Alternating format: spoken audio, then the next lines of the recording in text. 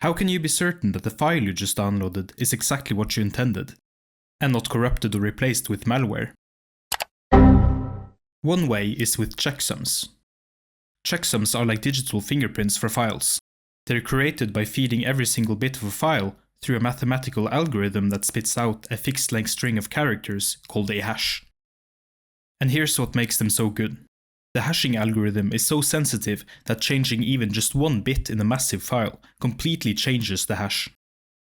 So here's how you stay safe. When you download something, the publisher provides the original checksum. Then you run the same checksum algorithm on your download and compare. If they match, then perfect. If not, you know something's wrong. But wait, what if hackers change both the file and the checksum? That's when cryptographic signatures become better, but that's the topic from my next video.